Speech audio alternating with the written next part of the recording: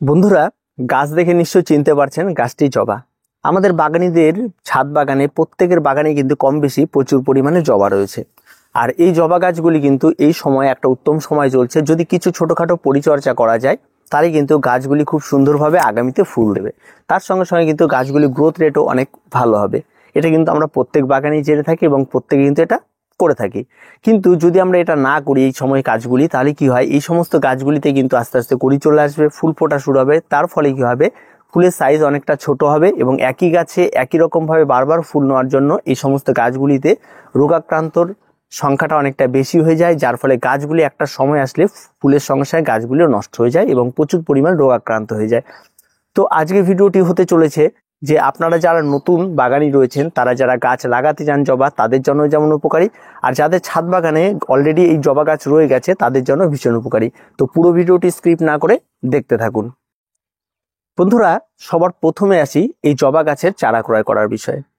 জবা গাছের চারা সাধারণত আপনাকে নিতে হলে বর্তমানে প্রচুর ভ্যারাইটি পাওয়া যায়, হাইব্রিড ভ্যারাইটি পাওয়া যায়, ঠিক আছে, দেশি ভ্যারাইটি পাওয়া যায়, পুনে ভ্যারাইটি পাওয়া যায়, অস্ট্রেলিয়ান পাওয়া যায়, ঠিক আছে। অস্ট্রেলিয়ান ভ্যারাইটির যে গাছগুলি রয়েছে সেগুলি সাধারণত ফুলের সাইজগুলো অনেকটা বড় হয়, আর পুনে ভ্যারাইটির একটু ছোট হয়, ঠিক আছে। আর দেশি ভ্যারাইটি তো রয়েছে, লাল রয়েছে, আপনার নীল রয়েছে, তারপরে হোয়াইট রয়েছে, প্রচুর ভ্যারাইটি রয়েছে। এবং দেশির মধ্যেও কিন্তু অনেক ভ্যারাইটি এখন বর্তমানে পাওয়া যাচ্ছে, বাই কালারেরও কিছু পাওয়া যায়, ইয়েলো পাওয়া যায়।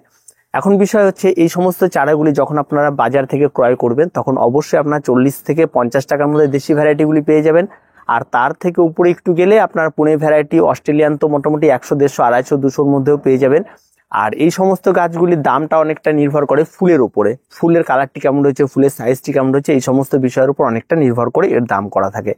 তো যাই হোক, যখন আপনারা এই সমস্ত চারাগুলি ক্রয় করবেন অবশ্যই পলিব্যাগের সেট চারা ক্রয় করবেন, আর ফুল দেখে গাছগুলি ক্রয় করবেন। আপনার তাহলে পছন্দ মতো অনেকগুলি কালারের আপনারা গাছ ক্রয় করতে পারবেন। এবার আসি, চারা ক্রয় করার পরে আমাদের যেটা মূল বিষয় থাকে সেটা হচ্ছে টব নির্বাচন। অবশ্যই এই সমস্ত গাছের জন্য আপনাকে যে টবটি নির্বাচন করতে হবে সেটা 10 থেকে 12 ইঞ্চি মাপের টবে প্রথম প্রতিস্থাপনটি আপনাকে করতে হবে।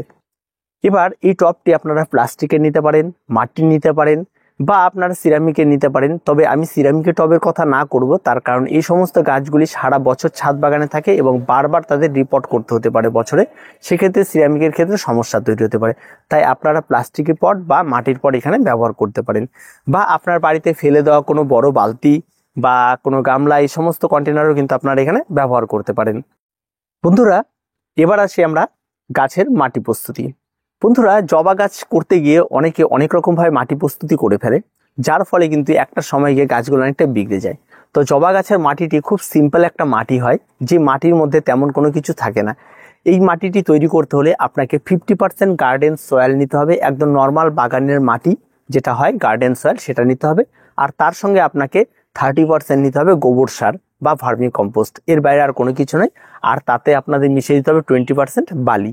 এই দিয়ে একটা সুন্দর মাটি তৈরি করবেন, একদম সহজ সরল মাটি হয় জবা গাছের, অনেক কিছু মেশাতে এমন কোনো কিছু নাই। যদি আপনার প্রয়োজন মনে করেন যে আপনি হয়তো এই সমস্ত গাছে আর পরিচর্যা করতে চান না বা আর খাবার দিতে চান না, তাহলে এর মধ্যে আপনারা সামান্য পরিমাণে 1 মুঠোর মতো হাড় গুঁড়ো এবং 1 মুঠোর মতো শিংকুচি মিশিয়ে দিন। বা আপনারা সরিষার খোলের যদি গুঁড়ো থাকে, একদম নর্মাল পাতি সরিষার খোলের গুঁড়ো, সেই সমস্ত খোলের গুঁড়ো আপনারা একটু মিশিয়ে দিতে পারেন। আর কোনো কিছুর প্রয়োজন হবে না এই মাটির মিশ্রণে। এবার মাটির মিশ্রণটি তৈরি করার পরে আপনারা এই গাছগুলিকে আপনারা বসিয়ে দিন টবের মধ্যে। এবার গাছ বসিয়ে দিলেন, যারা নতুন গাছ করলেন তারা তো গাছ বসিয়ে দিলেন। এবার আসি যাদের ছাদ বাগানে পুরনো গাছ রয়েছে তাদের বিষয়টি। তাদের কিন্তু বছরের এই যে সময়টা চলছে এখন, এই সময়টা কিন্তু বসন্তর সময়ে অবশ্যই আপনাদেরকে রিপোর্ট করতে হবে, ঠিক আছে। এই রিপোর্ট করার জন্য অবশ্যই আপনারা যে মাটির মিশ্রণটি আমি বললাম একটু আগে, একই মাটির মিশ্রণ আপনারা তৈরি করবেন। তৈরি করে আপনারা আপনাদের টবটিকে পুরোনো টব থেকে বের করে নেবেন, বের করে সাইড দিয়ে আপনারা মাটিগুলিকে একটু ছেটে দেবেন। ছেটে যে টবের মধ্যে ছিল সেই তার থেকে এক সাইজ বড় টব নিয়ে আপনারা এই গাছগুলিকে আবার করে বসিয়ে দেবেন। বসিয়ে দেওয়ার পরে আপনারা গাছগুলিতে জল দেবেন। একটু প্রথম যখন বসাবেন তখন একটু হালকা ছায়া, রোদ হালকা ছায়া লাগে এমন একটি জায়গায় রাখবেন। তারপর ধীরে ধীরে সেখানে গাছগুলি সেট হতে থাকলে গাছগুলিকে আপনারা রোদে নিয়ে আসবেন। এভাবে আপনাদের রিপোর্টিংটা অবশ্যই আপনাদেরকে কিন্তু করতে হবে। আর রিপোর্টিং এর সময় কিন্তু অন্য কোনো আহামরি তেমন কোনো কিছু নেই, প্রত্যেকে এটা খুব ভালো করতে পারেন এবং আপনারা প্রত্যেকেই জানেন যে কিভাবে করতে হবে। এবার রিপোর্টিং তো কমপ্লিট, এবার আসি কাটাই ছাটাই। মানে যে সমস্ত গাছগুলি নতুন লাগান সে সমস্ত গাছ নয়, যে সমস্ত গাছগুলি ছাদ বাগানে রয়ে গেছে সেই সমস্ত গাছগুলিকে এই সময় আপনাকে একটু প্রুনিং করে দিতে হবে। প্রুনিংটা কি করতে হবে, যে সমস্ত গাছের ডালগুলি রয়েছে, পুরনো ডালগুলি রয়েছে, সেই পুরনো ডালগুলিকে কেটে দিতে হবে। কেটে আপনাকে পুরো গাছটিকে ছেটে দিতে হবে। ছেটে দিলে কি হবে, তাই গাছের নতুন ডাল ছাড়বে। এই যে নতুন ডালগুলি ছাড়বে, এই ডালগুলি প্রত্যেকটা ডালের মধ্যে কিন্তু শিকড় থাকবে এবং প্রত্যেকটা ডাল কিন্তু সুন্দরভাবে বেড়ে উঠবে, যার ফলে কিন্তু সেখান থেকে কিন্তু নতুন চারা পাবো এবং তার ফলে সেখানে যে ফুলগুলি পাবো সেই ফুলের সাইজ কিন্তু অনেক বড় হবে, তার সঙ্গে সঙ্গে কিন্তু গাছটা কিন্তু ঝাড় হবে। তো এই প্রুনিংটা কিন্তু অবশ্যই আপনাদের কিন্তু এই সময় কিন্তু এটা করে ফেলতে হবে। আর এই প্রুনিংটা কিন্তু আরও আগে যদি আপনারা করে ফেলেন তাহলে কিন্তু গাছের জন্য বেশ উত্তম। মানে মোটামুটি আপনারা যখন ডিসেম্বরের শুরুর দিকে যদি এই প্রুনিংটা আগে করে ফেলতে পারেন তাহলে কিন্তু খুব ভালো হয়। আর এই সময় এসে যদি আপনারা রিপোর্টিং করেন তাহলে কিন্তু গাছের জন্য আরও বেশি ভালো হয়। তো যাই হোক, সেটা কিন্তু করা হয় না, কারণ শীতের গাছ নিয়ে আমরা ব্যস্ত থাকি, তাই হয় না। তবে অ্যাকচুয়াল সময় সেই সময়টা করে নিতে হয় এই সমস্ত গাছগুলিকে, প্রুনিংটাকে। আর যারা করেনি তারা এখন করে নিতে পারেন, তারা কিন্তু একটু লেটে ফুল পাবেন। আর যারা আগে প্রুনিং করেছে তারা কিন্তু খুব তাড়াতাড়ি ফুল পাবে, এটাই কিন্তু বিষয় থাকে। এবার প্রুনিং কমপ্লিট, সমস্ত কিছু কমপ্লিট। এবার আসি গাছের রোগ পোকামাকড়। এই সমস্ত গাছগুলির রোগ পোকামাকড়ের মধ্যে দেখবেন আপনার পুরনো যে গাছগুলি রয়েছে, যারা নতুন গাছ বা পুরনো গাছ রয়েছেন তারা দেখবেন এ ধরনের হলুদ পাতা তৈরি হবে এবং পাতাগুলি আপনারা দেখবেন সবুজ হলুদ ছোপ ছোপ রয়েছে। তার কারণ হচ্ছে এই সমস্ত গাছগুলিতে প্রথমত পুষ্টির অভাব হয়ে গেছে, কারণ একই পাত্রের মধ্যে গাছ থাকার জন্য এই সমস্ত পুষ্টির অভাব দেখা দিয়েছে, যার ফলে গাছগুলি কিন্তু আস্তে আস্তে নষ্ট হয়ে যাচ্ছে, গাছের ইমিউনিটি পাওয়ার কমে যাচ্ছে, যার ফলে রোগাক্রান্তটা বেশি হচ্ছে। এই সমস্যাটা কিন্তু হবে প্রত্যেকটা গাছে, যদি আপনারা খেয়াল করেন তাহলে দেখবেন গাছের নিচের দিকে দেখুন এই যে ফাঙ্গালের আক্রমণ কিন্তু অলরেডি ঘটে গেছে। তো এই সমস্ত ফাঙ্গালের আক্রমণ যদি ঘটে যায় তাহলে কিন্তু গাছে কিন্তু ফুল পাওয়াটা অনেকটাই দুষ্কর হয়ে যায়। তার জন্য অবশ্যই আপনাদের এই সমস্ত গাছগুলিতে যখন এই সমস্ত ফাঙ্গাল আক্রমণ করে তাহলে অবশ্যই আপনারা কপার অক্সিক্লোরাইড যুক্ত আপনারা অ্যান্টিফাঙ্গাল এই সমস্ত গাছগুলিতে স্প্রে করে দেবেন। দেখবেন এই সমস্ত মানে ফাঙ্গালগুলো দূর হয়ে যাবে। তারপরে আপনার কি দেখা দেবে, এই সমস্ত গাছে পেস্টের উপদ্রব। পেস্টের উপদ্রব খুব কম দেখা যায়, তবে মিলিবাগ খুব বেশি পরিমাণে দেখা যায়। আর মিলিবাগ যদি আপনারা দেখা যায় তাহলে অবশ্যই এগুলির ওষুধ পাওয়া যায়। আপনারা যখন রাসায়নিক বা কীটনাশকের দোকানে গেলে আপনারা বলবেন, অবশ্যই মিলিবাগ দূর করার ওষুধ আপনাদের দিয়ে দেবে। আর যদি সেটা না হয় তাহলে আপনাদের একদম পরিষ্কার বলেছি, হালকা এক জল নেবেন 1 লিটার, তার মধ্যে কেরোসিন তেল নেবেন 1 থেকে 2 ফোঁটা, 1 লিটার জল 1 থেকে 2 ফোঁটা কেরোসিন তেল দেবেন এবং তার সঙ্গে আপনারা হ্যান্ড ওয়াশ বা শ্যাম্পু করেন, শ্যাম্পু বা যে কোনো কিছু বা সাবান জল সবকিছু দিয়ে একটা গুলিয়ে নিন। এর মধ্যে গুলিয়ে নিয়ে ওই যেই জায়গাগুলিতেই হয়েছে সেই জায়গাগুলিতে স্প্রে করুন। স্প্রে করে ওটাকে ভালো করে ধুয়ে পরিষ্কার করে দিন। আর মিলিবাগ হবে না, কখনো হবে না ওই সমস্ত গাছগুলো, যদি আপনারা এই হোমমেড এই জিনিসটি যদি আপনারা ব্যবহার করতে পারেন। আর কোনো কিছু মিলিবাগের কিন্তু আর কোনোরকম কোনো কিছু আসবে না যদি আপনারা ঘরোয়া পদ্ধতিতে করতে চান। এবার আসি গাছের ফার্টিলাইজার। এই গাছে ফার্টিলাইজারের জন্য আপনাকে যেটা ব্যবহার করতে হবে, প্রতিনিয়ত আপনারা বাড়িতে যদি সবজি পচা জল থাকে সেটা আপনারা দিতে পারেন, খোল পচা জল আপনারা ব্যবহার করতে পারেন।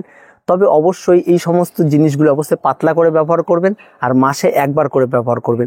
যদি প্রতিনিয়ত কন্টিনিউ আপনারা এগুলি করতে থাকেন তাহলে কিন্তু আপনার গাছের রুট সিস্টেম খারাপ হতে পারে, এটা একটা বিষয় থাকে। আর যারা সাধারণত তরল খাবারের দিকে এগোবেন না, তরল খাবার দিলে গাছে কি হয়, মানে খুব তাড়াতাড়ি গাছ ধরতে পারে, গাছ খুব ফাস্ট গ্রোথ করতে পারে, এটা একটা তরল খাবারের সিস্টেম আছে। কিন্তু তরল খাবার যদি কম বেশি হয়ে যায় তাহলে গাছের ক্ষতি হয়। এবার আসি গাছের অন্য খাবার। যদি অন্য কোনো কিছু খাবার দিতেন, জৈব খাবার দিতে চান, তাহলে আপনারা একদম প্লেন গোবর সার নেবেন, আর কোনো কিচ্ছু নেবেন না। এই গোবর সার আপনারা প্রতি মাসে একবার করে 1 মুঠো করে এই গাছে গোবর সার দেবেন এবং আবার পরবর্তী মাসে গিয়ে আবার এই সমস্ত কিছুটা মাটি আবার তুলে নিয়ে আবার নতুন করে গোবর সার বা আপনার ভার্মি কম্পোস্ট যোগ করে দিন। আর কোনো খাবার দিতে হবে না, তাতেই গাছ একদম সুন্দরভাবে বেড়ে উঠবে। এবং এই গাছের সবচেয়ে প্রিয় খাবারই কিন্তু গোবর সার বা ভার্মি কম্পোস্ট। যদি গোবর সার পান তাহলে অত্যন্ত ভালো, আর না হলে ভার্মি কম্পোস্ট দিয়ে করুন, সবচেয়ে উপযোগী খাবার এই গাছের জন্য। আর কোনো কিছুর প্রয়োজন হবে না এই গাছের জন্য। তো এই ফার্টিলাইজারটা আপনারা ব্যবহার করতে পারেন। রাসায়নিক দিতে চাইলে আপনারা অবশ্যই এখানে এনপিকে আপনারা 1261 একবার ব্যবহার করতে পারেন। এনপিকে 20-20-20 আপনারা স্প্রে করে ব্যবহার করতে পারেন, বা 1 লিটার জল 1 গ্রাম গুলে নিয়ে প্রতি মাসে ব্যবহার করতে পারেন, এটাও আপনারা করতে পারেন, তাতেও কোনো রকম কোনো অসুবিধা হবে না। তো এই কাজগুলি কিন্তু অবশ্যই জবা গাছের জন্য আপনাদেরকে করতে হবে, তাহলে কিন্তু আপনার গাছগুলি কিন্তু হেসে খেলে বেড়ে উঠবে এবং আগামীতে প্রচুর পরিমাণে ফুল হবে। এবার আসি বর্ষাকাল। বর্ষাকালে কিন্তু এই জবা গাছে একটা বড় সমস্যা তৈরি হয়, সেটা হচ্ছে গোড়ায় শিকড়গুলি পচে যায় এবং গাছের গ্রোথটা কমে যায়, গাছ একসময় পাতা ঝরিয়ে ফেলে এবং গাছ নষ্ট হয়ে যায়। এটা কিন্তু বর্ষাকালে এই জবা গাছের কমন রোগ, প্রত্যেকের কাছে এটা হয়ে থাকে। ঠিক আছে, এই জায়গা থেকে বেরোনোর জন্য কিন্তু আপনার সবার আগে যে বললাম মাটির মিশ্রণে কিন্তু বাড়তি হাবিজাবি কোনো কিছু দেওয়া যাবে না। ওই যে মাটির মিশ্রণটি বললাম সিম্পল, যেটা ড্রেনেজ খুব ভালো হবে এবং বালির পরিমাণ বেশি আছে, সেই মাটির মিশ্রণটি আপনাকে যদি ব্যবহার করেন তাহলে কিন্তু এই রোগটি কিন্তু দেখা দেবে না। আর যদি তারপরে এই রোগটি দেখা দেয় তাহলে অবশ্যই অনেক টাইম ধরে ভেজা থাকার জন্য কিন্তু এই সমস্যাটি তৈরি হয়। তো অবশ্যই সেই সময় কিন্তু আপনাকে এই গাছটিতে কিন্তু অ্যান্টিফাঙ্গাল আপনাকে দিয়ে দিতে হবে, ঠিক আছে। এটা কিন্তু অবশ্যই আপনাকে বর্ষায় এই জিনিসটা কিন্তু করতে হবে। তো বর্ষাকালে এর কি পরিচর্যা হয়েছে সেই সময় আমি আরেকটি ভিডিও করে আপনাদের দেখিয়ে দিব। এবার আসি গাছের সানলাইট, ঠিক আছে। এই গাছ কিন্তু কোনো ইনডোর গাছ নয়, একদম খোলা আকাশের নিচে ফুল সানলাইট ভীষণভাবে পছন্দ করে।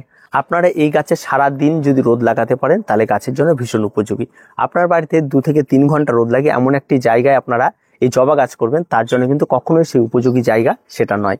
এই জবা গাছকে আপনাকে খোলা আকাশের নিচে রাখতে হবে, সারাদিন রোদ খাওয়াতে হবে, তবেই কিন্তু আপনার গাছ কিন্তু সুন্দরভাবে গ্রোথ করবে।